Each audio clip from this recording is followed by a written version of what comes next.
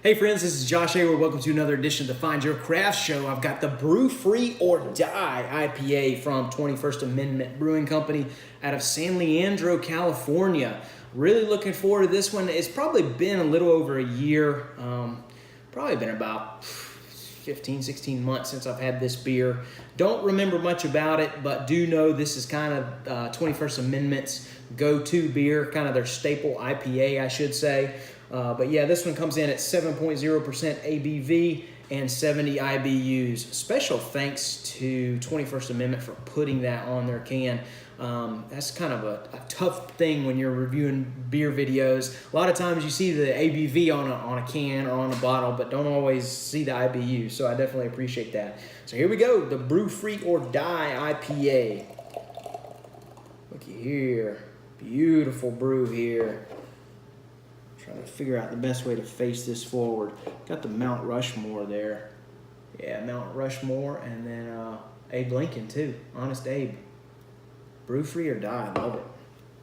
All right, a nice hazy golden color here, guys. Very hazy there. I'd say translucent would be the scientific term. There's still some light passing through it, but you can't really see through it. A nice white head on this beer, fluffy white head, about an inch worth of white head there. But yeah, just a beautiful looking brew. Poured really nice out of that can. Let's see what we got on the nose. Nice maltiness in here. Getting a little bit of malty sweetness. Then a little bit of grassiness from the hops. Yeah, I think grassiness and pininess, I believe.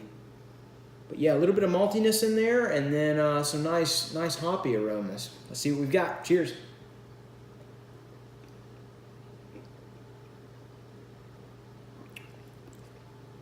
Definitely malt forward. Well, more than most, I would say. More than some I've had recently, I should say. Nice maltiness in this beer. A nice light toasted bread flavor here. And I say light toasted bread, like think before you start browning it, before you start really darkening a piece of toast. Nice white bread and toasted breadiness, almost like pretzel in a way, like white pretzel. A pleasant flavor there, a little bit of sweetness coming through in that. Maybe some light hints of caramel in there, faint traces of it. It's all kind of serving as the malt backbone of this beer. Then you get a nice hoppiness mid-taste, kind of coming in as a grassy type hop manifestation. Kind of a grassy flavor. Maybe a slight dankiness, slight oiliness, nothing too crazy to where it's coating your palate, but it's definitely there. A little bit of bitterness on the back end, kind of makes me want to take more sips of the beer. I feel like the malts go really well.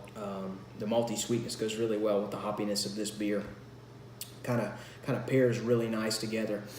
As I talk, there's still a little bit of dryness and bitterness on the palate. It's a pretty easy drinking beer as well.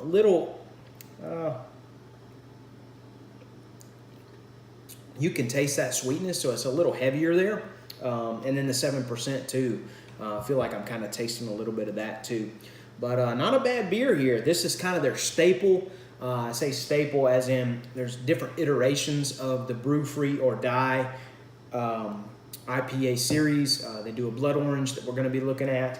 They do a back in black, which isn't really an iteration of this, but it's in the same series. And so like a black IPA. But yeah, not a bad brew here. A solid go-to for sure. Cheers to 21st Amendment on this one. Thank you so much for following along. If you love craft beer, if you love beer reviews, please press that little subscribe button in the bottom corner. I would greatly appreciate it. If you had this brew, let me know what you thought too. Again, thank you so much for following along. You guys have an amazing day. Cheers.